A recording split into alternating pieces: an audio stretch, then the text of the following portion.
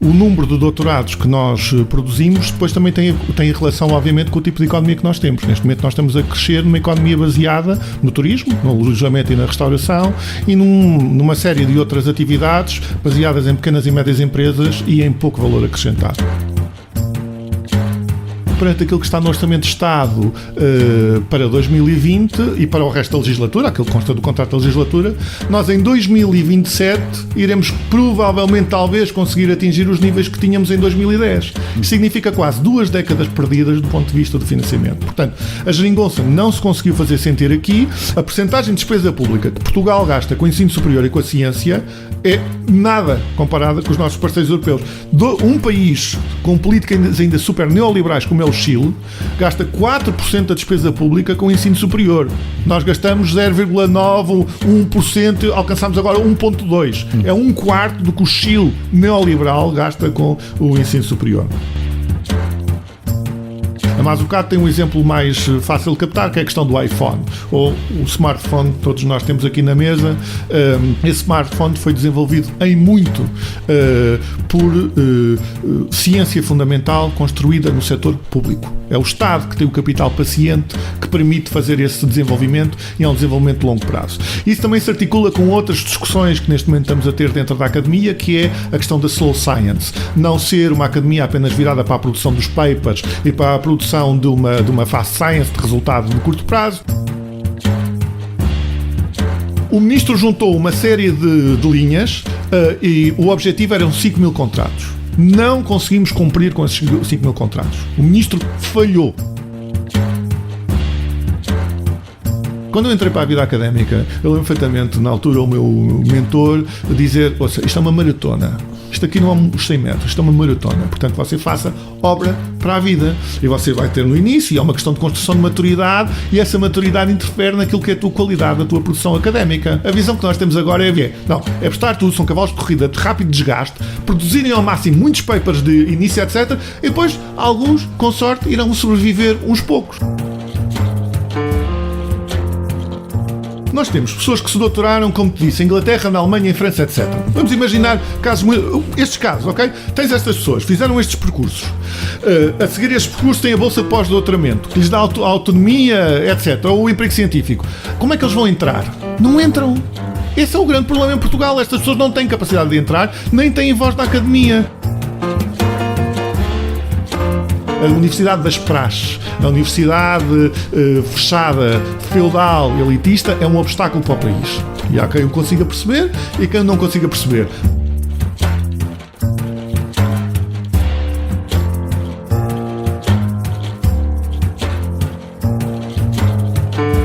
É mais do que uma entrevista, é menos do que um debate.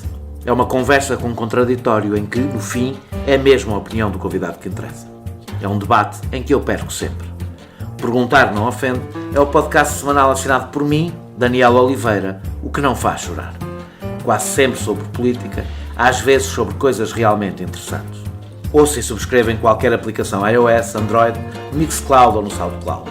Vá a patreon.com/perguntar não ofende, conheça as vantagens de ser patrono e apoie financeiramente a produção deste projeto independente.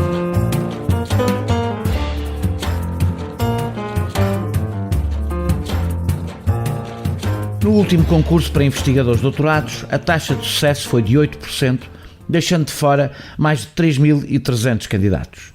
Mesmo nas contas do Governo, em que se excluem os candidatos com nota inferior a 8 em 10, a taxa de sucesso é de 17%.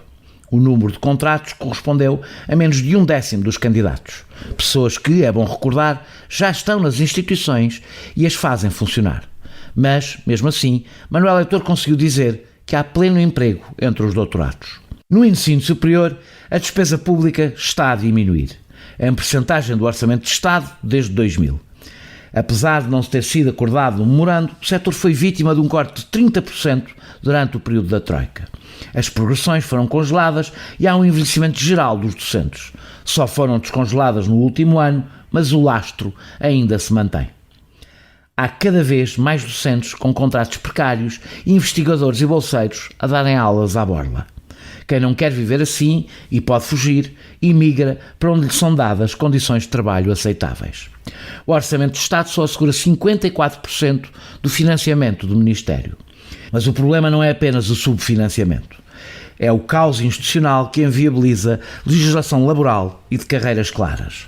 Há em universidades e politécnicos públicos, universidades que são fundações, universidades privadas, unidades de investigação com e sem autonomia jurídica para contratações. Há associações de direito privado que foram criadas para gerir projetos de investigação e agora servem para empregar investigadores, contratados ou bolseiros, contornando assim a exigência de qualquer vínculo laboral à entidade onde, de facto, eles trabalham. As instituições beneficiam do trabalho dos investigadores, subindo nos rankings por isso, mas não têm qualquer responsabilidade laboral sobre eles. Recebem sem nada dar em troca. Na ciência e ensino superior reina a selva laboral, com consequências para a liberdade e pluralismo do pensamento académico. E a ausência de um vínculo impede a representação destes trabalhadores na vida democrática das instituições. A elite instalada e muito menos avaliada agradece que esta massa proletarizada garanta o trabalho sem os poder destornar. Até os defensores da falsa meritocracia terão alguma dificuldade em defender o que se passa nas universidades e centros de investigação. Desde 2003, têm surgido várias associações que representam estes precários ultra especializados e muitíssimo mal pagos. Só depois de muita pressão, os sindicatos lhes começaram a prestar atenção. Um deles, mas já não é o único, foi o Sindicato Nacional do Ensino Superior. O meu convidado de hoje é presidente do SNESUP desde 2016. Gonçalo Leite Velho é doutorado em Arqueologia e está a fazer um segundo doutoramento na Faculdade de Economia da Universidade de Coimbra. É-lhe atribuída a autoria da primeira coligação negativa contra o governo Costa na anterior legislatura, que permitiu corrigir em 2017 o Decreto-Lei do Emprego Científico contra a vontade do Ministro da Ciência, Tecnologia e Ensino Superior. Com ele, falarei do ambiente que se vive na nossa academia e sobre emprego científico. Muito obrigado, Gonçalo, por teres aceitado este meu convite para esta nossa conversa. O panorama que acabei de descrever tem duas interpretações possíveis. Que a austeridade não acabou na ciência, tecnologia e ensino superior, ou que o sistema produz profissionais a mais e, por isso, nem a sociedade nem o próprio sistema os conseguem absorver. Qual das duas é verdadeira? Olá, Daniel, quero agradecer o convite para podermos conversar. Eu tenho uma grande admiração por ti, por este podcast. Obrigado. De que sou assinante. Há um problema do ponto de vista da sociedade portuguesa, e isso tem a ver com aquilo que está institucionalizado, e é um problema que passa também pela nossa economia. Quando se fala acerca da questão de termos doutorados a mais e tudo isso, nós temos doutorados e licenciados a mais? Não, quando nos comparamos com qualquer outro país, percebemos que não. Temos índices muito fracos e, de facto, nós continuamos a transportar muitas das penalizações que vêm do regime que tivemos durante 48 anos e que apostou em termos analfabetos, em vários níveis, não é? Inclusivamente agora tivemos a polémica acerca das qualificações dos empresários, etc. Portanto, nós temos muitas dificuldades do ponto de vista das qualificações. E o número de doutorados que nós produzimos depois também tem relação, obviamente, com o tipo de economia que nós temos. Neste momento nós estamos a crescer numa economia baseada no turismo, no alojamento e na restauração e numa série de outras atividades baseadas em pequenas e médias empresas e em pouco valor acrescentado. Isso significa que esta economia não consegue absorver essa economia não consegue absorver, e depois temos o segundo problema. Portanto, antes de darmos salto, o problema não é aquele, do teu ponto de vista, aquele que muitas vezes é apontado é que a universidade está pouco virada para a economia e não pensa quem é que vai absorver aquela formação. Achas que é o contrário? Eu penso que isso é uma conversa ainda mais interessante com alguns economistas, pessoas que eu respeito bastante, e que tem a ver acerca de onde é que o capital português está a ser investido. Portugal tem um conjunto de capital e esse capital tende a ir para o estrangeiro, e hoje em dia existe muito maior rentabilidade em fundos de investimento ou naquilo que é baseado à financiarização. No SES há todo um grupo que estuda este problema da financiarização e a forma como o capital português não é reinvestido. Eu sou orientado pelo José Reis na minha tese na Faculdade de Economia. O José Reis tem um longo trabalho acerca das dinâmicas de capital em Portugal e os problemas que isso colocam ao próprio país. Colocaram em termos das dinâmicas de industrialização e colocam também nestas dinâmicas contemporâneas que passam também pela sociedade digital. Portanto, quando esse capital não é investido em Portugal nestas áreas que são inovadoras, obviamente que, e depois temos os outros constrangimentos institucionais que têm a ver a forma como são geridas as instituições, isso cria, obviamente, um conjunto de constrangimentos que faz com que as pessoas qualificadas emigrem. A oferta que é dada aos portugueses que se qualificam não é não é interessante. E os nossos melhores tendem vindo a emigrar. Agora, isto implica duas questões.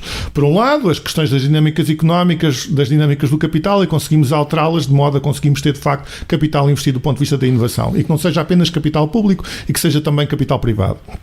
E a segunda questão tem a ver com termos uma organização do ponto de vista das instituições de ensino superior, bem como das instituições que se dedicam à ciência, que consiga acolher e que consiga renovar-se numa perspectiva de inovação. Nós formámos muitas pessoas que se doutoraram em Inglaterra, nos Estados Unidos, em França, na Alemanha. Qual é que é a capacidade neste momento do nosso sistema de acolher estas pessoas? É que estas pessoas fazem coisas muito diferentes daquelas que as pessoas que ficaram cá fazem. E o problema é, quando nós temos alguém que é extraordinariamente inovador, a nossa academia está preparada para acolher estes inovadores ou não está? Já vai a questão da inovação lá mais à frente, mas muito bem. E em relação à austeridade, mantém-se a austeridade, ou seja, vou pôr a pergunta assim de uma forma mais política até. Sim. A geringonça sentiu-se no ensino superior? A geringonça... Na ciência e tecnologia, nós conseguimos fazer uma geringonça alargada no ensino superior. Isso tem a ver com aquilo que disseste na introdução, com a coligação positiva. No sentido que é o termo que costuma ser utilizado. Eu fiquei muito triste com aquilo que se passou na educação. Nós tínhamos conseguido construir isso no ensino superior. Há uma série de deputadas, inclusivamente de direita, a Ana Rita Bessa, a Margarida Mano, que estiveram envolvidas no processo do emprego científico. Conseguimos outras coisas do ponto de vista de pagamentos retroativos das bolsas, etc. Enquanto se esperava pela implementação do emprego científico, o pagamento de bolsas durante esse período, faltou os retroativos, mas ainda a questão que estavas a falar da questão da austeridade, de facto nós não conseguimos mudar tudo e neste momento, perante aquilo que está no Orçamento de Estado para 2020 e para o resto da legislatura, aquilo que consta do contrato da legislatura, nós em 2027 iremos provavelmente, talvez, conseguir atingir os níveis que tínhamos em 2010. Isso significa quase 2 décadas perdidas do ponto de vista do financiamento. E este setor teve um dos cortes mais profundos. Como disseste na introdução, este setor teve um corte de 30%. Portanto, a geringonça não se conseguiu fazer sentir aqui e depois temos aquilo que são as debilidades políticas de vários agentes, nomeadamente a questão do Conselho de Reitores e os presidentes politécnicos, etc. Não é uma questão de eu ter alguma coisa contra a questão dos colegas, etc. Mas são as debilidades institucionais, têm a ver com o próprio funcionamento das instituições em termos da democracia e a exigência, os checks and balance que existem ou que não existem neste setor. Portanto, ainda temos um longo caminho para fazer para conseguir reverter a austeridade neste setor. Apesar do atraso que a nossa academia possa ter, ela avançou mais depressa do que as empresas portuguesas. Sim, isso, quando vês os números do emprego científico libertados pelo Governo, sim, é muito curioso ver aquilo que são os doutoramentos nas empresas que beneficiam de tax breaks, beneficiam de benefícios fiscais. Sim. Nós estamos a falar de 500 pessoas empregos ao todo, e é uma evolução de cerca de 60, 70 por ano, percebes? Sim. Isto é ridículo face aos milhares de empregos que nós procuramos instituir em termos do público. Agora, do ponto de vista do público, nós temos uma série de problemas de absorção. Eu gostava de ir buscar uma outra ideia que tu colocas aí, que começaste pela questão da sociedade absorver. Sim. Eu acho que isso é um ponto tão importante como a questão da economia absorver. Agora, eu passei o fim do ano em Chaves. Eu passo assim o fim do ano noutros locais, passei o fim do ano em Chaves. Foi muito engraçado. Foi um pequeno restaurantezinho, muito giro, muito bem decorado, etc. E é uma família com dificuldades, etc., que estava a apostar neste negócio novo. Qual é que é aqui a chave? Era uma licenciada em design, a filha licenciou-se em design e a filha montou o design todo do restaurante. Quando nós falamos acerca do impacto da formação do ponto de vista da sociedade e da economia, passa também por aqui. Há coisas que parecem como invisíveis no contributo do ensino superior e ciência para a transformação da sociedade portuguesa. E a sociedade portuguesa, apesar das suas debilidades económicas... Mesmo em atividades económicas pouco qualificadas e com esta questão do ponto de vista com mais-valias mais pequenas e pequenas e médias empresas, etc. Toda a sociedade portuguesa tem vindo a beneficiar da questão do ensino superior. Agora, falta-nos dar um salto. Eu aqui, em relação à questão das instituições, e estás a falar acerca das instituições e das empresas, nós temos um problema instituído nas mentalidades, quer nas instituições, quer nas empresas. Aquilo que mais me custou, do ponto de vista da desvalorização dos doutorados por parte das instituições de ensino superior, é quando nós não conseguimos valorizar os doutorados nas próprias instituições que os produzem. Eu conheço poucos setores da economia que vão desvalorizar à partida o produto que produzem. Sim. E esse é o problema de base nas instituições de ensino superior e do ponto de vista das associações privadas sem fins lucrativos, todo o caos que enunciaste na introdução. Nós, se temos essa desvalorização à partida, não podemos esperar que a sociedade e que a economia valorizem aquilo que as próprias instituições não valorizam. E, portanto, a transformação tem de começar por aí e é por aí que temos de começar a dar o exemplo. E depois nós temos de conseguir ter dinâmicas de capital, construir dinâmicas de capital que consigam, de facto, vou aqui utilizar duplamente a expressão, consigam capitalizar estas pessoas que nós formamos. Achas que a nomeação de CEOs para a presidência do Conselho Coordenador do Ensino Superior ajudará a vencer o divórcio entre a economia e a academia? Vou fazer o asterisco, como se utiliza agora no Twitter. Acredito tanto nisso como acredito que contribuíram em termos dos Conselhos Gerais das universidades. Não contribuíram? Não contribuíram. Quem está no Conselho Geral de qualquer universidade, eu estou na instituição onde trabalho, mas e falei com vários membros de várias universidades, ou alguns membros de Conselhos Gerais, lembro-me de alguns com bastante prestígio, que me diziam: Gonçalo, sinceramente eu não sei porque é que me convidaram sequer, e alguns suspeitavam de poder estar em algum esquema ou alguma coisa, e a verdade é que estas pessoas contribuíram pouco do ponto de vista do processo de decisão dos Conselhos Gerais. Elas validam essencialmente aquilo que são as decisões dos reitores. Todo o funcionamento das instituições é muito estranho, mas sobretudo aquilo que era o maior objetivo de Mariano Gago e das reformas que foram feitas no quadro da OCDE, que era haver uma maior participação financeira destas empresas. Isso não aconteceu, e basta perceber quais é que são as empresas para perceber porque é que isso não ia acontecer. Nós temos duas fundações em Portugal. Isso tem a ver nós procuramos importar os modelos, os arranjos institucionais de outros países. Como se a nossa realidade fosse igual. E não é. Nós importamos a realidade dos Estados Unidos, que tem uma tradição filantrópica, que tem 200, 300 anos, vai até a origem daquilo que é o processo de independência dos Estados Unidos. Tem ligações com as questões religiosas, competições religiosas dentro dos Estados Unidos, a questão da criação da Harvard, compreender a Ivy League, compreender as universidades da Costa Leste, não é possível sem compreender essa própria rivalidade entre igrejas diferentes, ok? Portanto, nós estamos a transportar um modelo filantrópico, depois teve outras transformações nos anos 20, etc., com os tycoons, os Rockefellers, etc., para um país como Portugal, que tem uma economia completamente diferente. Quer dizer, isto não faz sentido nenhum. Nós temos de compreender qual é o nosso arranjo institucional. E isto, diria, também é curioso para perceber a questão do modelo, as fundações.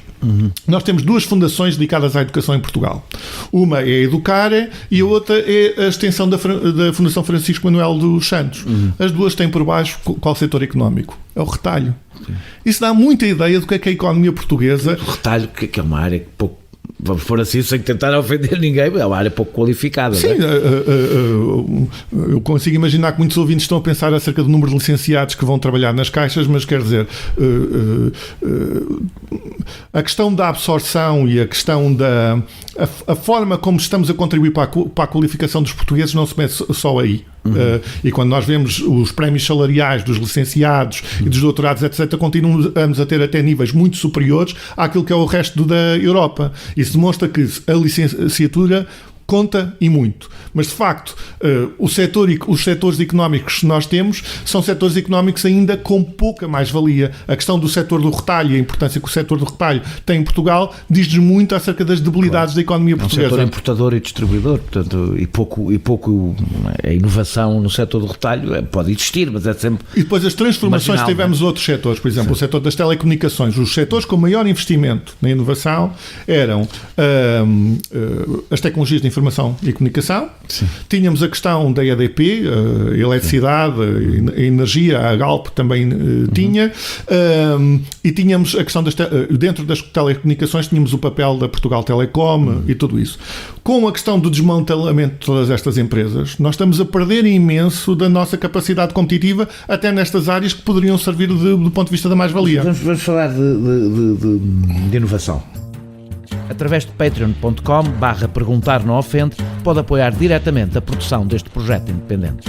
No programa do Governo, a ciência, a tecnologia e o ensino superior aparecem quase exclusivamente ligados à inovação e, sobretudo, à transição para a sociedade digital. Isto permite contrariar o desfazamento entre a investigação e a economia, ou é um equívoco? É possível ter ciência aplicada que garante inovação sem se investir na ciência fundamental? Ou seja, isto é um debate difícil, mas as pessoas imaginam sempre que é importante haver pessoas a investigar desenvolvimentos tecnológicos que sejam rapidamente aplicados nas empresas e não percebem que muitas das vezes as coisas são descobertas. Uma, em investigações que não têm nada a ver com o que foi descoberto, não é? Duas, que não existe essa ciência que descobre, que inventa coisas de repente sem a que está por baixo dela, não é?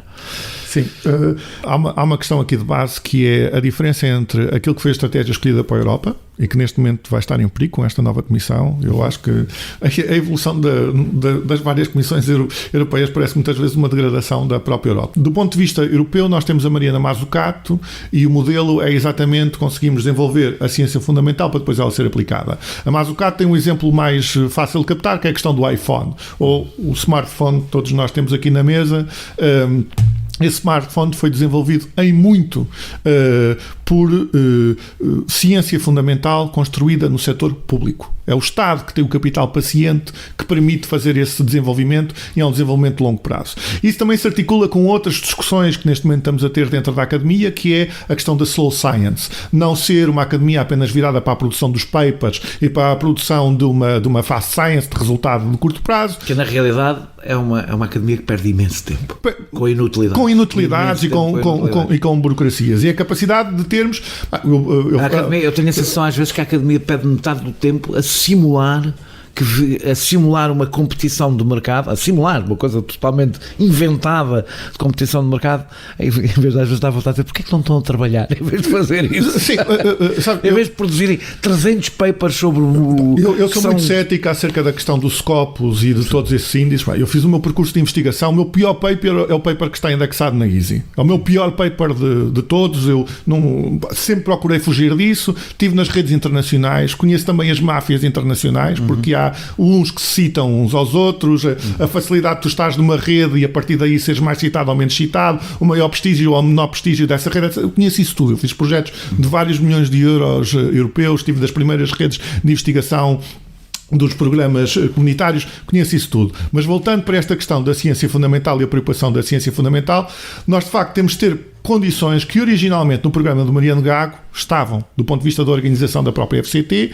e da canalização dos fundos estruturais para a FCT, para que depois fossem redistribuídos e que tivessem um elemento de apoio à ciência fundamental para desenvolver Portugal neste aspecto. Aquilo que acontece em relação ao programa do Partido Socialista é exatamente esse problema que está vocacionado para um modelo muito direto que fomos importados dos alemães, é uma ideia da indústria 4.0 do que os alemães tiveram em 2011, que dentro da própria Alemanha é muito criticada. O Partido Socialista escolheu aquilo que é a lógica do mais curto. É mesmo que está ali à mão de semear. Tem pouca reflexão, tem pouca profundidade. Okay? É sempre vamos digitalizar as empresas, vamos digitalizar isto e aquilo.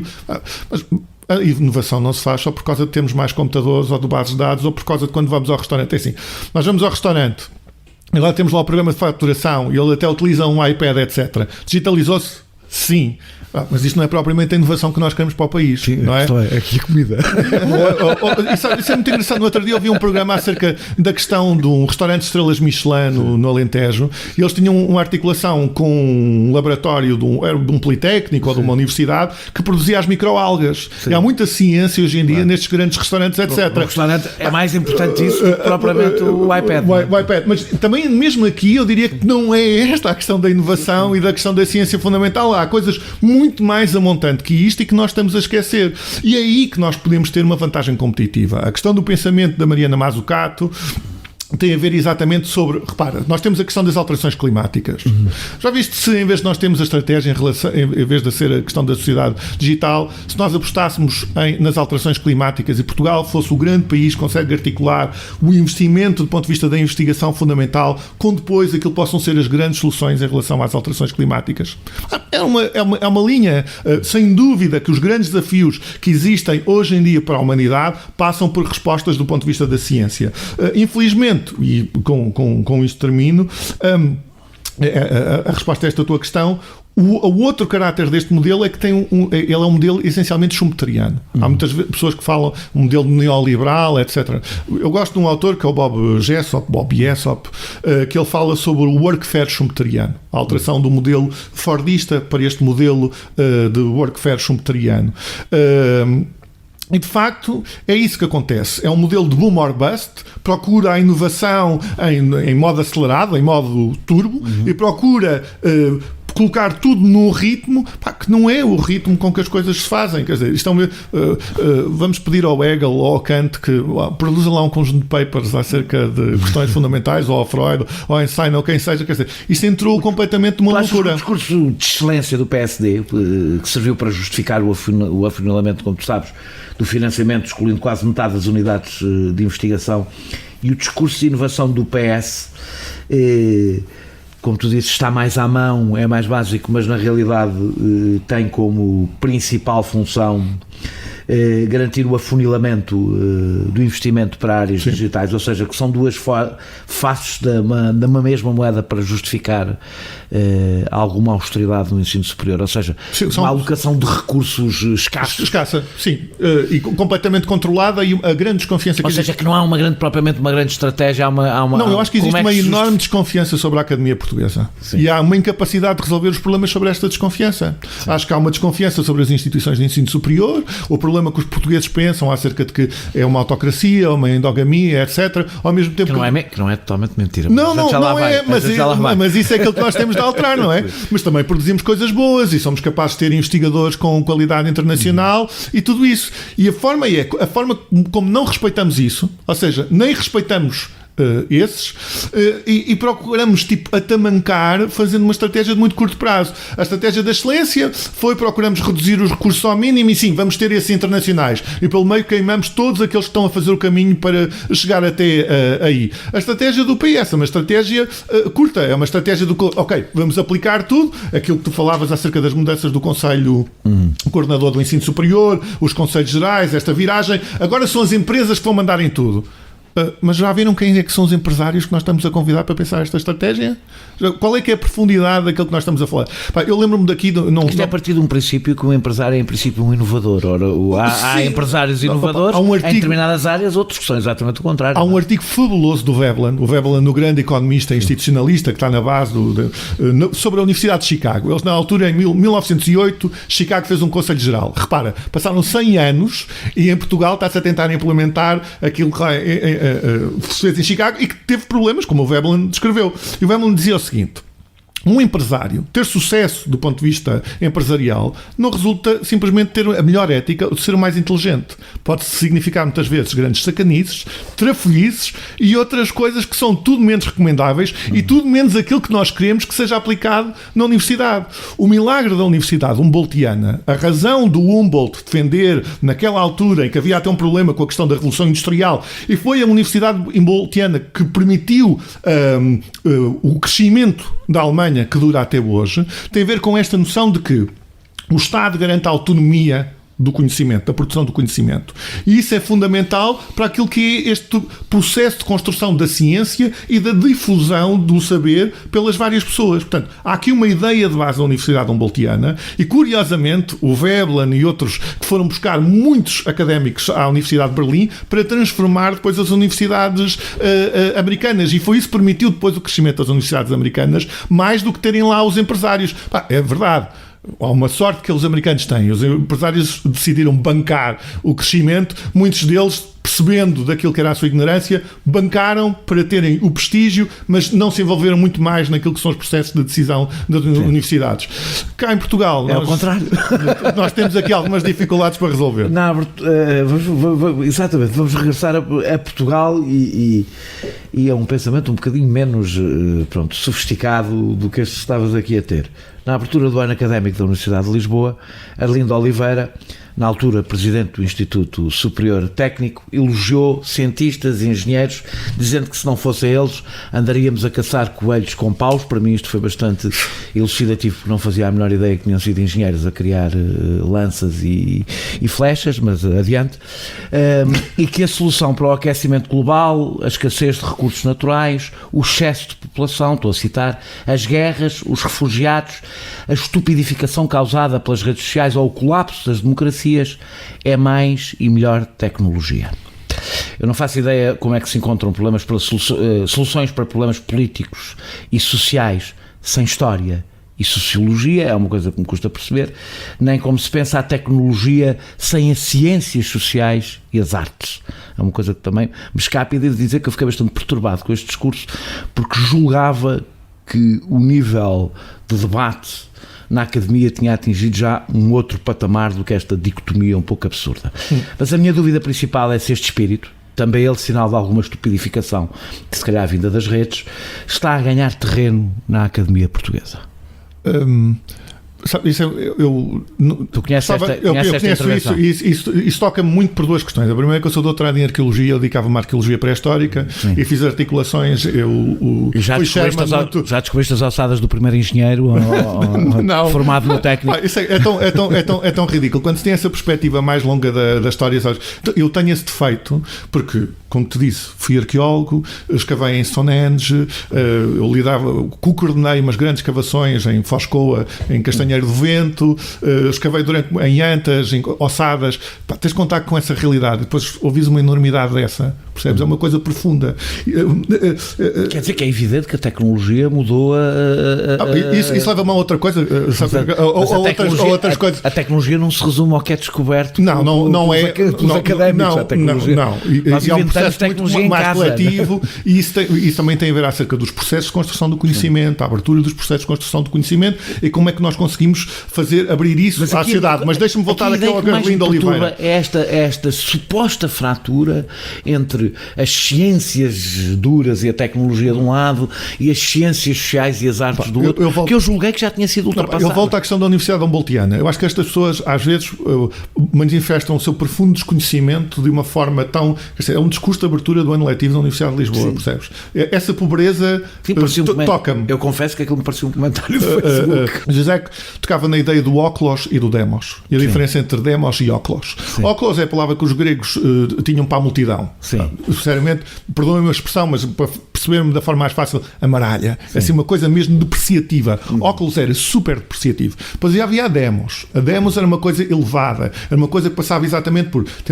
Conhecemos aquilo que estamos a discutir, tal qual como tu fazes e muito bem em relação a estes debates, procurar dar mais profundidade para que as decisões que nós tomemos possam ser informadas. Ok?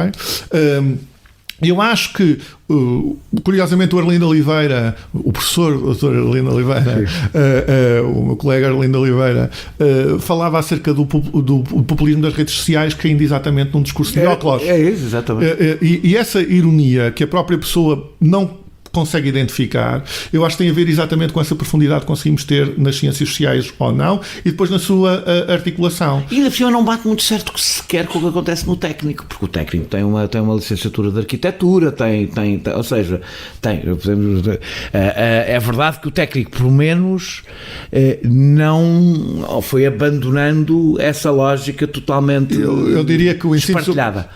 O ensino superior é mais vasto do que o técnico. E seria importante que ele pudesse também, do ponto de vista político, ser mais vasto do que apenas... O técnico tem muito peso político. O técnico talvez tenha tradicionalmente um peso político sobredimensionado.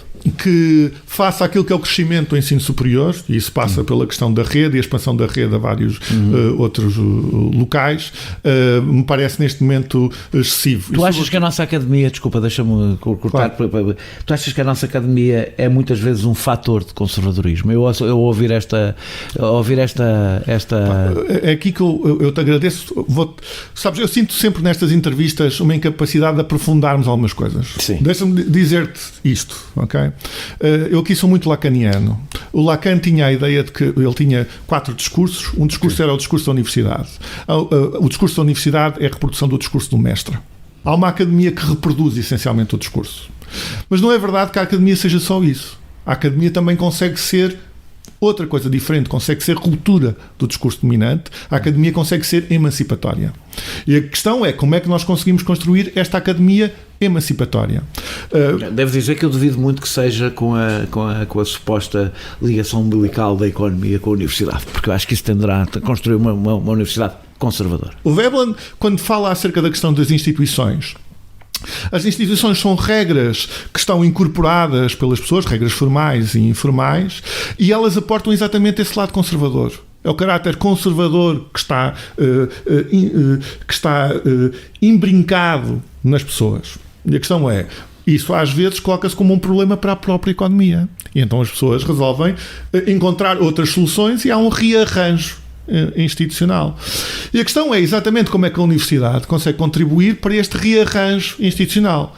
Se nós tivermos, como tu disseste, uma universidade que está ao serviço da economia apenas para reproduzir o vigente, reproduz. Esta universidade vai se matar até em relação àquilo que é o seu papel, o papel da universidade desde o tempo da sua fundação em Bolonha e em Paris. Ela tem a capacidade de transformar. Okay? Ela tem a capacidade de reconhecer o que é a ciência, o que é o conhecimento, e de quem é que, de facto, isto tem a ver com a questão da escolástica, tem tanta profundidade e estamos aqui pouco tempo para conseguir abordar tudo isto. Eu tenho a certeza que uma universidade que funcione como basicamente como uma coleção de cursos de formação profissional dificilmente inovará, seja o que for, não é? Porque faz o que fazem os cursos de formação profissional. Mas para mim ensinar algo que já se sabe. Em relação, eu falei ainda há pouco tempo, estive reunido com o antigo secretário de Estado, uma conversa informal com o José Ferreira Gomes, o anterior secretário de Estado do Ensino Superior, que foi quem criou a questão dos TESPs, e estivemos a falar acerca dos TESPs. E, sabe, na altura, quando reuníamos, ele irritava-me sempre muito, quando eram as reuniões de SNESUP e secretário de Estado, porque ele falava, o exemplo dele era o picheleiro. Aquilo mexia, porque assim, a universidade, percebe, e a ideia do curso técnico superior profissional para o picheleiro, e a recuperação da ideia das escolas comerciais e industriais, na dinâmica. Hoje o picheleiro é aqua clean, aquilo tem não sei o quê de o sistema das águas, a eletrónica, não sei o quê, é tudo diferente. É como a empresa que vai montar as janelas PVC. Sim. Tem certificação, tem não sei o quê, tem indústria de polímeros. Há tanto conhecimento, tanta tecnologia envolvida até nas coisas mais básicas, até já na pistelaria. Sim. A coisa evolui muito mais do que isso, percebes? E portanto, estar a pensar que essa formação, que a universidade é orientada para essa formação dos técnicos de um país que nem sequer moderno era, a mim toca-me profundamente, quer dizer, não tem nada a ver. E depois sermos incapazes de pensar sobre isso, ou pensar que isso vai continuar apenas reservado para uma elite. Isso é um outro desafio da universidade, a universidade deve-se reservar para uma elite ou deve ser alargada? Não avances para aí, porque vamos lá mais daqui a bocado, porque eu agora vou entrar nos assuntos que têm mais a ver aqui com o sindicato, com o SNESUP. Portanto, vamos falar de emprego científico. Ok. Na legislatura anterior, o Governo combateu a precariedade no Estado através do Programa de Regularização de Precários, o PREV-PAP, mas no vosso setor, onde não se aplicou o PREV-PAP, foi aprovado o Decreto-Lei do Emprego Científico. Que balanço fazes dessa aplicação? Peço que sejas relativamente pedagógico, estás a falar com colegas teus e com não colegas teus ao mesmo tempo. Tenta fazer aí o equilíbrio. Pedagogia. O ensino superior estava entre os 3 setores com maior precariedade de toda a administração pública. Nós temos cerca de 15 mil pessoas que têm vínculos precários entre os professores convidados, os bolseiros, quer dizer, todas estas pessoas tínhamos um volume muito elevado. Obviamente que o PREV-PAP seria um instrumento para resolver este problema de precariedade que se está a agravar. Nós, quando olhamos para as curvas, e uma das coisas que tivemos a ver com o Presidente da República foi exatamente isso, foi o aumento excessivo do número de professores convidados. Eles passaram de 32% para 42% de 2012 até agora. Portanto, é um crescimento galopante dos convidados. E tínhamos o problema dos bolseiros. O que é que aconteceu? No PREV-PAP, bom, tenho de dizer aqui isto, o SNESUP e todos os sindicatos que eram independentes foram cortados. Nós não tivemos acesso às comissões de avaliação bipartida, fomos excluídos em algo que interfere até do ponto de vista da questão da liberdade sindical. Porque houve pessoas que não se filiaram no SNESUP e filiaram-se noutras organizações sindicais exatamente para poderem ter um interlocutor dentro do PREV-PAP. Sim. E isto aqui, sabes que eu tenho um grande respeito pelas federações e pela capacidade de haver uma articulação. O princípio de base do sindicalismo é solidariedade, e nós não abandonamos esse princípio, mas impedirem-nos de agir sobre uma coisa que também tem a ver com os nossos representados é problemática. E o SNESUP é o sindicato mais representativo neste setor. E depois a outra questão tem a ver com...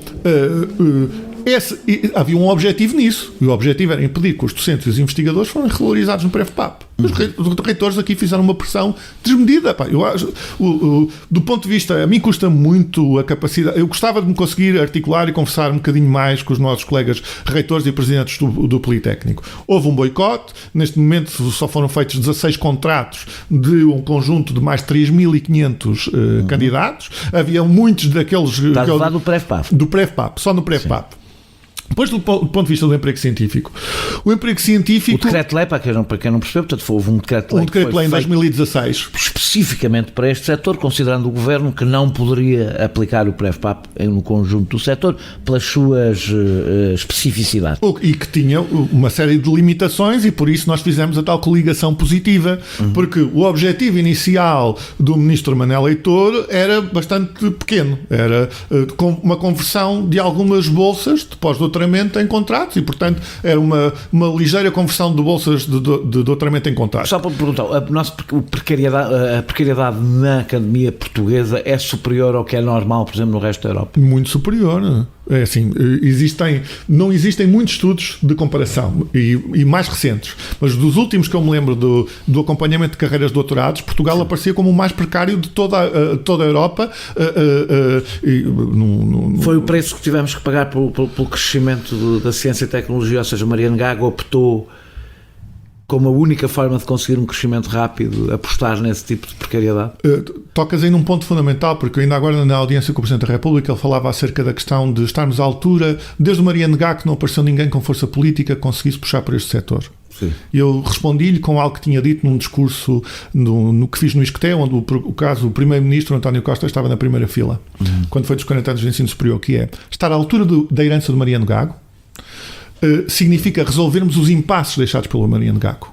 Mariano Gago, na altura, encontrou uma solução que estava mais à mão, que era o mecanismo de bolsas, que não é um mecanismo seguido a nível europeu.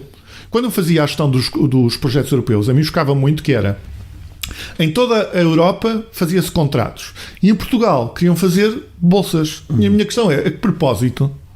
Entendes? Quer dizer, todos os outros fazem contratos de vários tipos, a que propósito é que nós vamos fazer aqui a aplicação para o regime de bolsas? Depois havia aquela explicação de que, mas o dinheiro aqui é pouco e nós precisamos da questão dos recursos, tens que perceber que os outros têm mais recursos do que nós. Era verdade. Sim, mas nós não vamos conseguir. Quer dizer, se nós começamos a desvalorizar a malta qualificada logo aqui de base, nós também nunca vamos construir recursos nenhuns, porque há aqui uma transferência, e isto é muito importante ser dito, há uma transferência de custos, daquilo que é os custos do ensino superior, para os docentes, para os bolseiros, para os docentes precários, para os bolseiros, para os estudantes através das propinas. O Estado diz assim, eu não vou cobrar tantos impostos. As pessoas não sabem que estes bolseiros, por exemplo, não descontam para a Segurança Social. Não descontam para a Segurança Social. Nós neste momento temos pessoas com 40 a 50 anos que se podem reformar dentro daqui a pouco tempo, com reformas de 200 e poucos euros. Isto não é brincadeira nenhuma, e depois é a forma como, e nós vamos ter muitos catedráticos e muitas pessoas em categorias superiores que serão reformar, e a questão é quem é que vai suportar esta segurança social, qual é que é a lógica de tudo isto. Agora diz-me só uma coisa, e que balanço é que fazes agora? Eu dei os números. Volta à questão do emprego científico. É assim, nós conseguimos, há um problema com o emprego científico, eu tenho aqui uma tabela, eu posso dizer, voltando à questão da pedagogia, deixa-me fazer um balanço mostrando aquilo que são os dois mecanismos essenciais que existiam e o que é que existe agora. Sim. Anteriormente nós tínhamos dois mecanismos, que era o Ciência, primeiro com Mariano Gago, e depois o investigador FCT, que era dirigida a quem já tinha feito a bolsa de pós-doutoramento e estava com percursos com maior maturidade de ser contratado, e depois a questão do governo do Passos Coelho e do Nuno Crato, que procurou a tal lógica da excelência, o investigador, o FCT como uma coisa internacional, de excelência, etc., que se revelava um problema em termos de continuidade da carreira, e em si instituía uma outra questão, que é uma carreira paralela à carreira de investigação científica, que desde 99 nunca foi revista e que foi completamente abandonada, porque havia a ideia que era só para os laboratórios de Estado e que isso era uma linha para abater, que era a flexibilização do emprego científico. Mas, portanto, tínhamos aqui uma linha que tinha de si problemas, e depois tínhamos um segundo elemento, que eram as bolsas pós-doutoramento. Quantas pessoas é que estavam envolvidas? Ao nível do investigador FCT, eram entre 200 e 250 pessoas por ano, as bolsas de doutoramento, 500 pessoas. Okay? Portanto, temos 750 pessoas por ano acolhidas nestas duas linhas. Linha inicial de captação de doutorados, linha de desenvolvimento. Isto significa, no final de uma legislatura, 3.000 contratos. Ok? Se nós formos comparar os resultados atuais das linhas que nós vemos que houve uma destruição. As bolsas de pós-doutoramento desapareceram. O emprego científico... Algumas até não estão, muitas não estão a ser sequer renovadas ao fim de 3 anos, como era suposto para durarem 6, não é? Exatamente. E há aqui até um problema, que é instituiu-se em algumas universidades e em alguns laboratórios, não sei porquê, a prática deles concorrerem só para 3 anos, em vez de concorrerem para 6 anos. O que impede linhas de investigação, evidentemente. É completamente ridículo. É um desperdício de dinheiro. Neste momento, do ponto de vista daquilo que eram as bolsas de doutoramento, portanto, elas terminaram. Aquilo que nós temos é a questão do emprego científico, que foi aplicado sobretudo na norma transitória, porque era aquela que era obrigatória. Sim. E nós fizemos a questão do grande esforço da conversão das bolsas em contratos. A ideia foi transformar um regime que estava tão mal, que era só baseado na relação de trabalho informal, para uma relação formal e baseada em contratos de trabalho.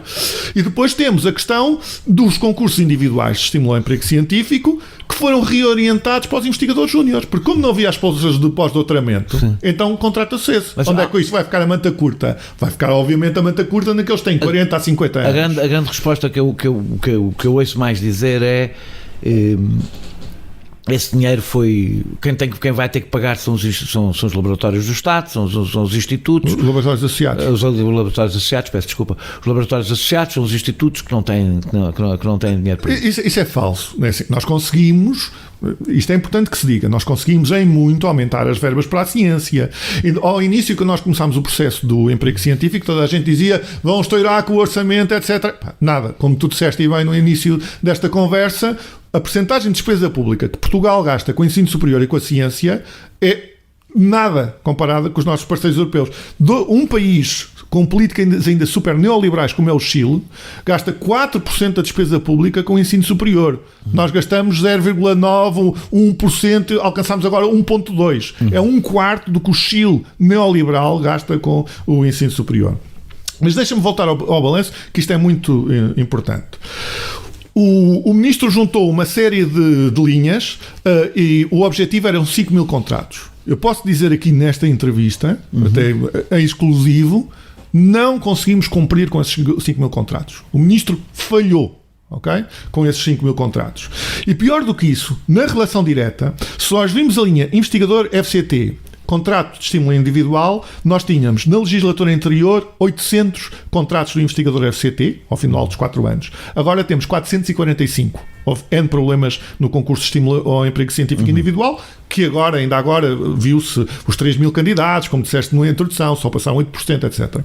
E depois, 8% é uma taxa de sucesso inacreditável. Neste momento as pessoas candidatam-se mais à questão do Marie Curie ou o European Research Council. Ou seja, é como se fôssemos pôr aspas no exigente, mais exigente do que a esmagadora, do que os mais importantes. Sim, e uma coisa que concursos internacionais. Isto é tão louco que às vezes me parece que o ministro Manuel Doutor vai dizer, e ainda bem, Sim. Percebes? É tão ridículo como isto. E depois o falhanço que demos do ponto de vista daquilo que é o career track, que é o que falta em Portugal. Nós não temos um percurso de carreira científica em Portugal. Abateu-se a carreira de investigação científica, apostou-se nesta linha alternativa que é precária e que falhou. Ou seja, 445 para 806 contratos. E depois, do ponto de vista das bolsas de pós-doutoramento, nós tivemos na legislatura, na outra legislatura, na legislatura de Passos Coelho, uma legislatura com os cortes de 30% e tudo isso, nós tivemos 2.592 bolsas de pós-doutoramento. Agora, na norma... E porquê é que achas que está a desmantelar a carreira de investigador? As universidades não precisam de... Elas não estão a contratar investigadores porque querem a tal flexibilização do emprego científico. E isto entra também numa outra lógica que tem a ver acerca da questão da ciência, que é ter os cavalos de corrida. Apostar nos jovens, porque os jovens é que produzem muito e eles estão no auge da vida. Quando eu entrei para a vida académica, eu lembro perfeitamente, na altura, o meu mentor dizer, ouça, isto é uma maratona. Isto aqui não é uns 100 metros, isto é uma maratona. Portanto, você faça obra para a vida. E você vai ter no início, e é uma questão de construção de maturidade, e essa maturidade interfere naquilo que é a tua qualidade, a tua produção académica. A visão que nós temos agora é a visão Schumpeter, que é prestar tudo, são cavalos de corrida de rápido desgaste, produzirem ao máximo muitos papers de início, etc. E depois, alguns, com sorte, irão sobreviver uns poucos. Então, abateu-se a carreira de investigação científica, praticamente não há admissões na carreira de investigação científica, e são admitidos. Primeiro eram as bolsas de doutoramento do investigador FCT, agora é a norma transitória e o concurso individual. Para as pessoas que não são da área não se perderem, o sistema científico e tecnológico tem pelo menos 5 tipologias de trabalho. Sim. Bem definidas, quer dizer, que se pudesse perceber o que é que são os docentes, os investigadores, os técnicos, os comunicadores de ciência e os gestores de ciência. Correto. Estas tipologias correspondem a carreiras? Não correspondem? Não correspondem a carreiras. Deveriam corresponder a carreiras? Deveriam corresponder e deveria haver uma articulação, e depois é importante aqui, por exemplo, articularmos os gestores de ciência com a carreira de investigador científico, foi aquilo que nós fizemos quando foi da questão da norma transitória do emprego científico, bem como os comunicadores de ciência. Há uma falta de capacidade de implementarmos carreiras. Nós devíamos rever a carreira de investigação científica, devíamos conseguir articular a revisão da carreira de investigação científica com estes lugares para os gestores de ciência, para os comunicadores de ciência, inclusivamente para a questão dos técnicos. Os laboratórios de Estado muitas vezes diziam, eles queriam reimplementar a figura do assistente, que era para poderem ter técnicos. Mas muitos dizem, aquilo que fazem falta aqui nestes laboratórios são técnicos.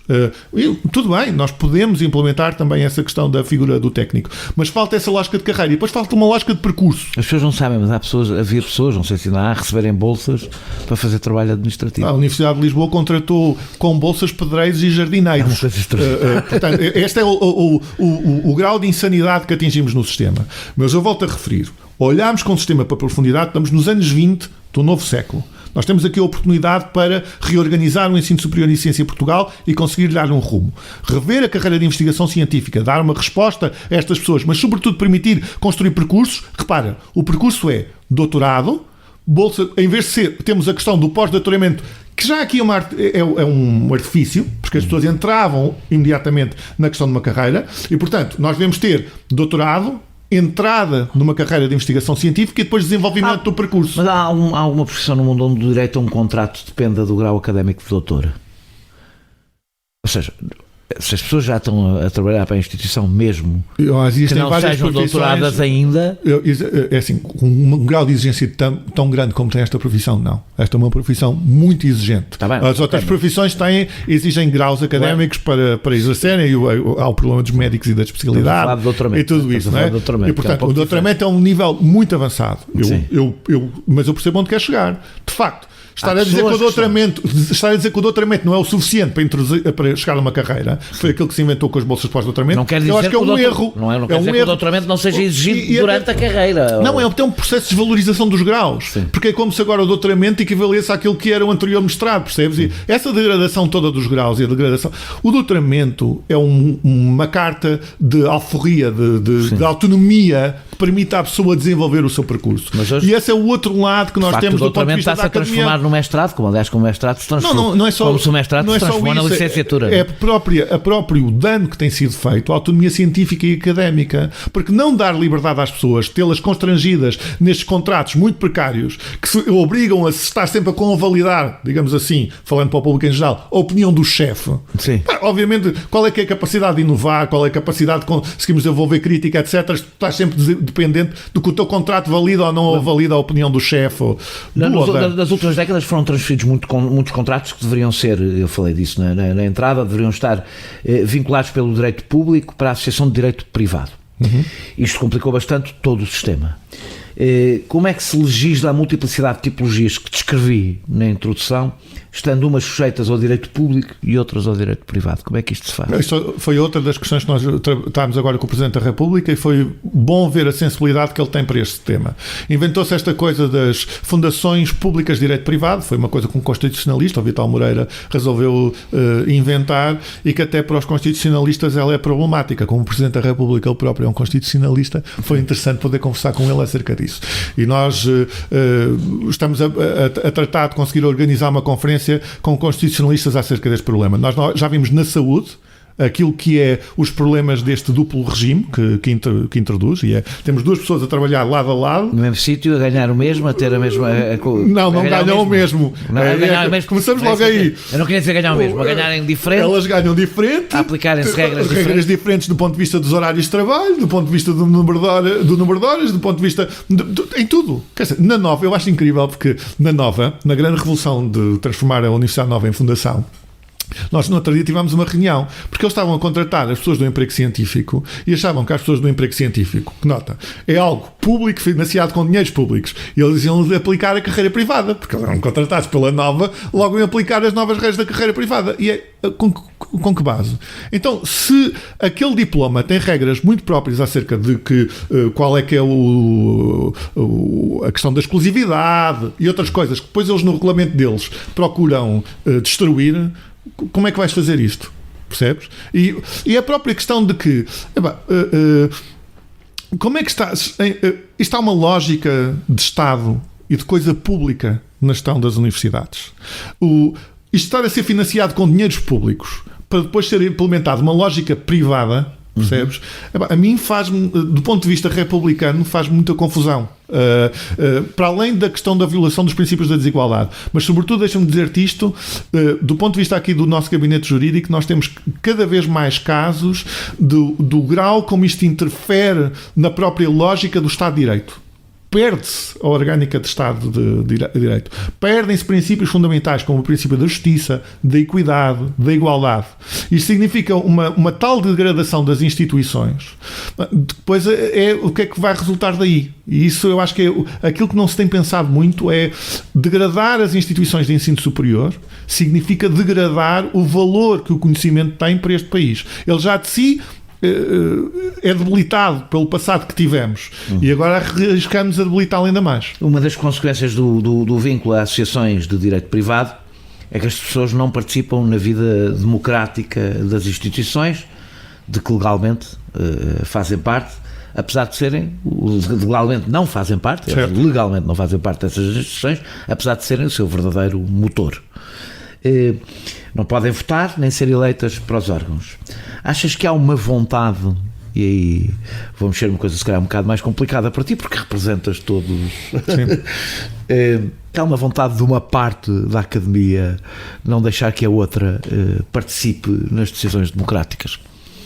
Essa é das questões mais interessantes do SNESUP e do facto de ele ser, eu tenho uma questão de varas, sabes? É uma articulação de tensão sempre. Isso faz com que as nossas propostas primeiro tenham de reunir o consenso de um conjunto muito alargado de pessoas, okay? Que são do Politécnico, do Universitário, do interior, do litoral, do privado e do público, investigadores e docentes. Portanto, isso é interessante. Docentes do quadro, docentes que não são do docentes do quadro que não são do quadro. Óbvio, eu lembro-me quando no SNESUP nós tivemos essa discussão. Na altura estávamos a fazer o regime transitório do Politécnico E estávamos a integrar várias pessoas no Politécnico com a questão do doutoramento. E eu não pude deixar de pensar nos vários milhares de colegas que tinham o doutoramento e qual era a hipótese que eles tinham. Eu fiz parte daqueles elementos da direção que defenderam. Nós temos de dar uma resposta a estas pessoas. E essa resposta também tem a ver com elas terem uma voz dentro da academia que sentimos que elas não tinham.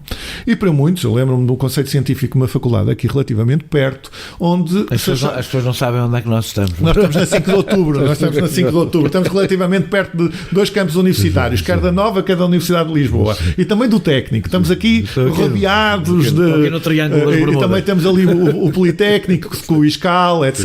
Estamos rodeados de ciência e de ensino superior. Mas, voltando à questão da representação, nós temos 2 obstáculos à representação. Um é a questão do próprio funcionamento do RGES e onde as fundações e o direito privado... Tens de saber o que é o RGES. É o regime jurídico das instituições de ensino superior, que instituiu uma lógica de conselhos gerais, que os reitores não são eleitos democraticamente pela comunidade académica. São eleitos por um pequeno colégio e esse colégio... Sábios, não é? Bom, a questão aqui está nos sábios. É que, sabes, eu soube agora de uma universidade em que... Eu conheço vários sábios que estão nesses conselhos. Houve uma universidade bastante importante neste país em que 3 alunos, a seguir a votarem para o reitor, transitaram para a equipa reitoral. Sim. E 3 professores também transitaram, 2 diretamente para a equipa reitoral e outro ocupou o cargo que era de uma das que foi para a equipa reitoral. A diferença, já agora o resultado a diferença na nacionalidade foram 4 votos. Sim. E passaram 6 pessoas. Este tipo de promiscuidade é algo que tem a ver com este regime do RGES. E isso foi algo que nós falámos com o Presidente da República. Isto é uma degradação das instituições. E se isto já de si é mau, ainda é mau... Agora estamos a falar da não participação destas pessoas. Não participação das pessoas nas decisões das instituições. E temos os convidados que não participam. A minha pergunta era mais maldosa ainda. Ou seja, há um grupo de pessoas que estão numa situação mais confortável que tenderão a defender isto é da dinâmica das coisas, não é só a maldade ou bondade. Eu não quero ser manicaísta, eu percebi... Não é um manicaísmo, é como as coisas funcionam, as pessoas tendem a defender os seus interesses. As pessoas defendem os seus interesses. Mas eu não sou propriamente o Buchanan para pensar que todo o ser humano é maldoso e que todo o ser humano vai só agir no seu interesse próprio. Sim, está bem, mas parte do princípio que não é todo, participo não é todo, mas que é uma grande parte. A minha pergunta é, tu tens uma nova, ou seja, isto cria mesmo uma universidade conservadora, porque é uma universidade que se defende dos novos, dos que chegam. Não só se defende dos novos, defende-se de qualquer voz incómoda, defende-se de qualquer pessoa que queira fazer diferente. E esse é o problema. E os que estão de fora, como tu sabes, os que estão de fora, que não têm direito a voto, etc., que estão numa situação precária, em grande parte das vezes, são as pessoas mais novas naquela universidade. Isso é aquilo que faz falta falar. Sim. Nós temos pessoas que se doutoraram, como te disse, em Inglaterra, na Alemanha, em França, etc. Vamos imaginar estes casos, ok? Tens estas pessoas, fizeram estes percursos. A seguir estes percursos têm a bolsa de pós-doutoramento, que lhes dá autonomia, etc. Ou o emprego científico. Como é que eles vão entrar? Não entram. Esse é o grande problema em Portugal. Estas pessoas não têm capacidade de entrar, nem têm voz na academia. O constrangimento do ponto de vista... O emprego científico serviu para dar voz a estas pessoas, serviu para elas terem um contrato e elas poderem ter assento. Eu dizia-te, aqui numa faculdade bem perto, há quem acredite que só deve ter assento os catedráticos nos conceitos científicos. Ainda há quem tenha esta lógica do ponto de vista do colégio de catedráticos. O colégio catedrático, como estás a dizer... Uma coisa feudal, portanto. Uma coisa feudal. Eu estive lá na Galiza, vi lá aqueles palácios. Sim. A tal coisa da igreja onde entravam os nobres. Sim. E havia uma igreja ao lado que era onde poderia ir o povo. A universidade não é isso. Okay?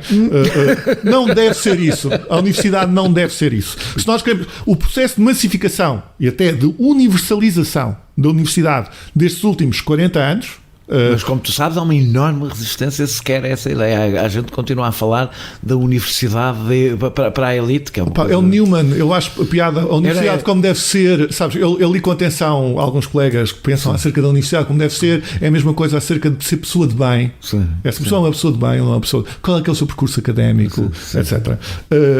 Às vezes as pessoas têm mais profundidade do que aquilo que parece à partida, e a universidade deve ser participada. Okay? As instituições melhoram tanto mais quanto exista uma participação dos cidadãos nela, uma participação informada. Aquilo que me custa nas universidades é exatamente a questão. A universidade das praxes, a universidade fechada, feudal, elitista, é um obstáculo para o país. E há quem o consiga perceber e quem não consiga perceber. Mas o nosso objetivo tem de ser conseguir transformar estas instituições. Em 2019, tu já tocaste nesse assunto e eu disse que iríamos falar mais à frente. Em 2019, os estudantes e as famílias contribuíram com 330 milhões de euros através de propinas para o financiamento do ensino superior. Quando sabemos que os mestrados são muitíssimo caros e não estão sujeitos às mesmas regras que as licenciaturas e que a carreira de ciência é muitíssimo precária, como temos estado aqui a ver, podemos dizer que o ensino superior e a dedicação à ciência é para ricos? Não pode ser. Em algumas instituições é. Em algumas instituições nós temos instituições do ensino superior público a cobrar propinas de mestrado que só um rico pode pagar. Há uma instituição em particular que é relativamente perto, que é o ISCTE, que neste momento é a instituição que tem menos financiamento público, em termos de percentagem da sua despesa, e que só consegue responder a isso através da questão das propinas e essencialmente desses tais mestrados que se tornam os mestrados só para ricos. Isto significa que não há uma universidade pública. Sim, perde-se o caráter da universidade pública. Significa que os ricos têm direito a preparar a sua vida profissional e os pobres não. Sim, e do até ponto de vista vou repetir, não se aplicam as mesmas regras que se aplicam de bolsa às licenciaturas. E hoje, como sabemos, o mestrado é uma licenciatura. Sem dúvida, isso é uma das coisas que nós... Aliás, uma das coisas que Bolonha mudou foi basicamente tornar a universidade mais elitista deste ponto de vista, porque democratizou a licenciatura, tornou os mestrados caríssimos e o mestrado Bolonha não torna os mestrados caríssimos por si. Não, com certeza. E a questão... O Portugal é que não soube acompanhar. Tens toda a razão. O que do eu estou ponto a dizer de vista do financiamento das bolsas, do sistema de bolsas. Transformou o mestrado na licenciatura. E não soube acompanhar do ponto de vista da ação social e dar essa resposta. Coisa que aconteceu noutros países. Ok? E, portanto, eu acho que... Se o mestrado é a nova licenciatura, o mestrado tem que estar acessível a qualquer bolsa. É a tal questão do transporte de custos. O ensino superior e o conhecimento têm custos. Sim. E neste momento o que o Estado disse foi: nós não vamos imputar estes custos às empresas, que são beneficiárias líquidas daquilo que se produz, não se produz, até do ponto de vista, fala-se das empresas farmacêuticas e várias outras que vão receber os nossos licenciados, mas que depois o que é feito em relação à questão dos impostos e tudo isso, e temos este discurso do empresariado, não, pagar o mínimo de impostos possível, e a partir do momento... Isso é que é bom para a economia, para se pagar um pouco de impostos. Esta coisa desta desresponsabilização, beneficiar dos serviços públicos, isso é outra coisa que não temos tempo para falar, mas é acerca da canalização do financiamento público para as empresas e que pode estar em preparação em relação ao próximo quadro comunitário e que podem tornar mais débil o nosso ensino superior e ciência. Mas voltando à questão dos mestrados, estes custos não são imputados aqui, onde é que eles vão ser imputados? Vão ser imputados às famílias e vão ser imputados aos investigadores e aos docentes, e sobretudo aos mais frágeis. E isso de facto é um problema do ponto de vista da democracia das instituições e daquilo que estamos a ter para o país. Por alguma razão este país continua a ser dos mais desiguais da Europa, e o ensino superior, que devia ser o elevador social e um dos aspectos fundamentais para a mobilidade social, depois falha. E isso custa-me também algumas das propostas que o governo do Partido Socialista tem acerca de a transformação do regime de acesso. Aqui há uns tempos eu estava numa esplanada, num fim de semana, estava a ler um artigo interessante e ouvi uma conversa, a minha companheira chamou-me a atenção na altura para essa conversa, que era de alguém que tinha conseguido colocar o filho numa faculdade porque conhecia o diretor. O facto do concurso nacional de acesso procura impedir esta questão. Agora fala-se muito acerca do acesso ser feito pelas instituições. Instituições são conhecidas pela sua endogamia e a sua autocracia. Isto preocupa-me, não é pouco. A ideia de transformar o Instituto Superior Técnico numa formação exclusiva e de elite transporta também dificuldades do ponto de vista da mobilidade social. As transformações que houve nas universidades anglo-saxónicas, no Reino Unido, nos Estados Unidos e na Austrália, neste momento eles estão a pagar um preço por isso. A vantagem que eles tinham, que era uma vantagem também económica da questão do processo de globalização, com a questão do Brexit, com a questão do Trump, até na Austrália há outras tensões, neste momento está a fragilizar essas universidades. Isto é de quem conhece a história, quem é das ciências sociais e conhece estas dinâmicas da história, sabes que um dia estás por cima, no outro dia podes estar por abaixo. Claro. E aquilo que estamos a ver nas universidades inglesas neste momento é que elas estão muito mais fragilizadas. Eu conheço uns estudos do Aldo Geuna, um economista italiano que esteve no SPRU, em Essex, etc., e que ele estudou na altura a dependência das universidades inglesas dos financiamentos europeus. Sabes, um dos maiores resistentes ao Brexit eram as universidades inglesas, porque dependiam muito desse financiamento. E, portanto, esta transformação que estamos a ter e esta privatização das universidades e essa ideia da lógica das propinas elevadas e tudo isso, e das universidades de elite, volto porque isto era a questão das dinâmicas de acesso, transformar as instituições de excelência, muito provavelmente, em vários casos, criaram debilidades nessas instituições. Tudo isso faz pandan com esta lógica de um processo de competição que se institui em Portugal, em que as instituições são todas umas contra as outras. Quando nós devíamos ter era uma rede de ensino superior que desse resposta. Sobretudo não temos dimensão. Não temos dimensão e muitas das questões que se fala acerca da dispersão da rede, e isso leva-me até à questão que se passou agora em Bragança com o estudante cabo-verdiano, que é uma coisa que a mim me toca mesmo muito, e Bragança depende em muito da questão da internacionalização. Há um processo, uma vez que eu estive em Bragança... Achas que a Universidade da Academia não reagiu suficientemente ao que aconteceu? Acho que não reagiu. Eu espero do Politécnico de Bragança, neste momento não sabemos ainda o que é que vai acontecer na marcha que está prevista para sábado, mas eu espero que do Politécnico de Bragança, o Politécnico de Bragança até um bastião do SNESUP, haja uma mobilização forte. Quando estás a falar no sábado, é no próximo sábado, nós estamos a gravar. Exatamente. Já foi. Quando isto for para o ar, já foi no sábado. Eu espero que haja uma mobilização. Eu digo, do ponto de vista do Ministro, eu acho que devíamos ir todos a Bragança e acho que devíamos dar uma demonstração ali daquilo que é o ensino superior. Mas porquê? Porque o ensino superior é tudo menos aquilo que aconteceu ali. Não é um gangue, seja ele... independentemente da cor da pele, sabe? Isto também tem a ver com o meu passado e com a minha família, que temos todos os tipos de cor de pele, como sei que também... Do que percebi, nem sequer ali não há sequer uma questão do que se sabe, não há uma... Não, eu vi alguém que dizia... Não foi um crime de ódio do que se sabe até agora.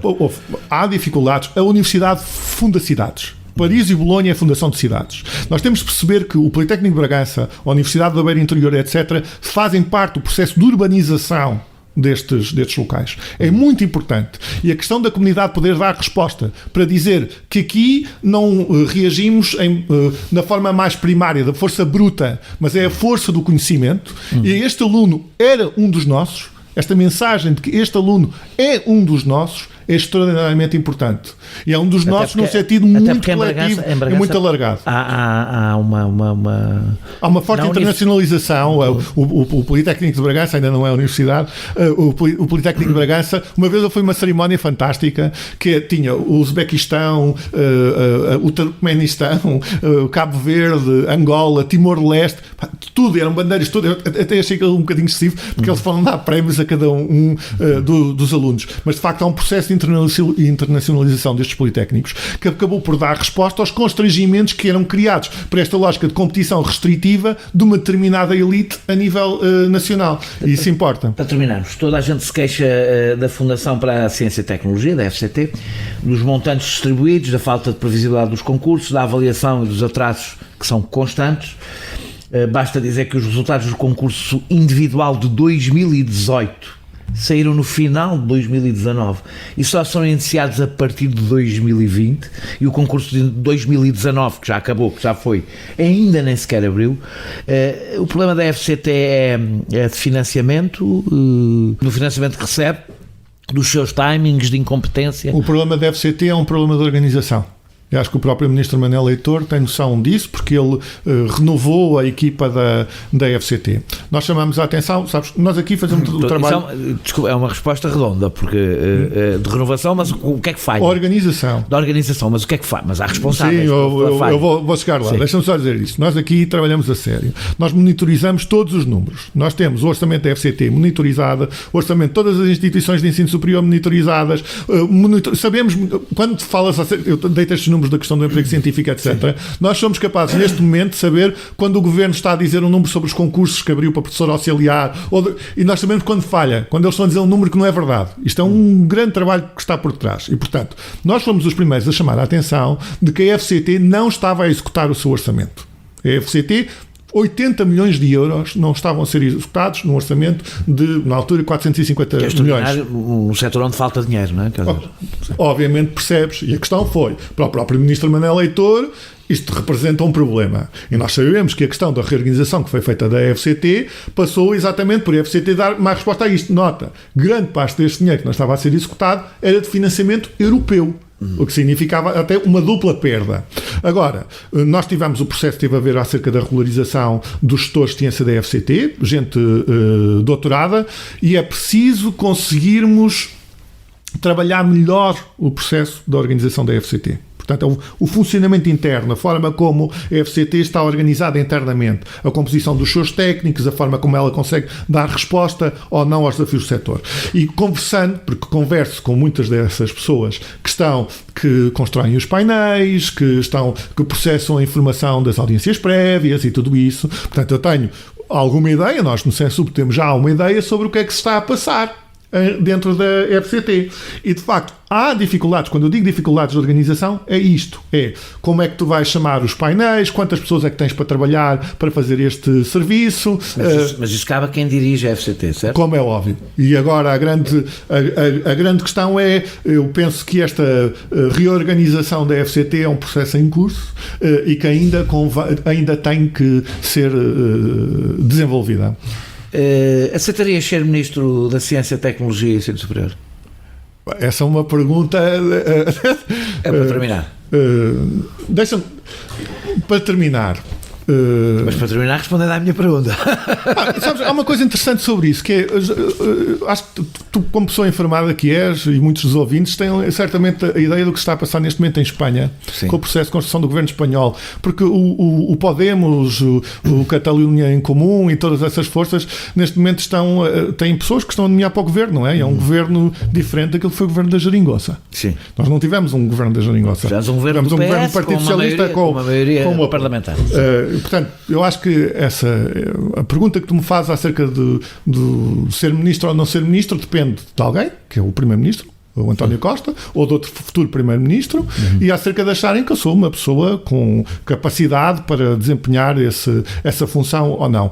Mas eu acho que a questão de Espanha, nesse sentido de valorizar e conseguir construir com verdadeiramente independentes um governo, é uma lição interessante para o Partido Socialista português, apesar, e deixa-me já agora para terminar de dar aqui uma nota sobre o Ministro Manel Heitor, porque assim, eu separo a questão do pessoal do político.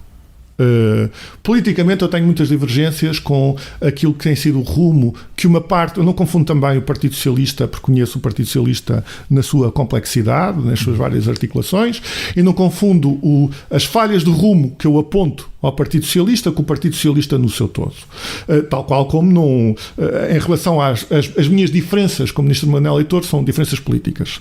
E para encerrar, conto esta história que eu acho que sinaliza muito o que é que foram os 4 anos passados e do que é que tem sido esta relação até aqui. E o que é que pode vir a ser até o futuro? Na primeira reunião que tive com o Ministro Manel Heitor, eu enquanto Presidente do SNESUP e o Ministro Manel Heitor enquanto Ministro, eu ofereci um livro ao Manel Heitor. Esse livro é O Amigo, do Jorge Agamben, e é o conceito de amizade no Agamben, que é toda uma problematização com o Derrida e com Aristóteles, uma frase de Aristóteles, toi philoi ou deis philos. E a interpretação dessa frase, ou amigo não há amigos, ou aquele que tem muitos amigos não tem amigo. E o final do texto do Agamben termina com um quadro, que é o São Pedro e o São Paulo, que estão a caminhar para o cadafalso e olham-se com um olhar de raiva. Sabes? A questão das duas igrejas, a igreja de Paulo e a igreja de Pedro, e aquela rivalidade intensa. O Agamben chama a atenção que por baixo eles estão a apertar as mãos. A rivalidade que tem sentido acerca da questão entre mim e o Manel Heitor é uma rivalidade com sentido, que eu e o Manel Heitor compreendemos e que respeitamos. A pressão e a coligação positiva para o emprego científico visou, dentro deste jogo de forças, conseguimos construir uma outra realidade. É verdade que a minha visão não é a mesma do que o Manel. O Manel Heitor trabalhou com o Mariano Gago, eu não trabalhei com o Mariano Gago. A visão do Manel Heitor é uma, a minha é de resolver os impasses que foram criados pelo Mariano Gago. Eu acho que estar à altura, ser herdeiro do Mariano Gago, é fazer muito mais do que aquilo que o Manel Heitor ou que outros que se falam para possíveis ministros têm nesses possíveis programas. É necessário resolver os impasses que se mantêm em Portugal desde o tempo de Mariano Gago e que o próprio Mariano Gago não conseguiu dar resposta. Esse é aquilo que eu acho que é a pessoa do próximo Ministro da Ciência, Tecnologia e Ensino Superior deve ter. Achas que o Manuel Leitão está esgotado? Eu volto a tocar na questão pessoal porque quando saí da última reunião com o Manel Leitor, eu vi muito desgastado, eu sei perfeitamente as críticas que eu faço constantemente ao Manel, como faço a muitos dos colegas que são reitores, depois discursam porque são pessoas, percebes? E eu sei que são pessoas, mas o jogo político... Eu não perguntei se ele pessoalmente estava esgotado, perguntei se ele politicamente está esgotado. Eu acho que de facto é óbvio que há um esgotamento político, isso também passa acerca da equipa, quando foi da questão da nomeação do Secretário de Estado e do Ministro, eu enunciei exatamente esse esgotamento para milhares de pessoas, e aqui eu falo representando milhares de pessoas. Não posso esquecer o muito que tenho ouvido. As pessoas consideram que se chegou ao fim um ciclo e que se devia conseguir construir algo novo. Eu represento essas pessoas, percebes? Portanto, eu acho que o Partido Socialista tem de encontrar aqui, tem de conseguir ultrapassar os impasses que foram introduzidos dentro do próprio Partido Socialista. Muito obrigado por teres aceitado este meu convite. Nós regressamos para a semana com outro convidado. Este episódio teve a produção de João Martins, pesquisa de Filipe Avala, música de Mário Lajinha e ilustração de Vera Tavares.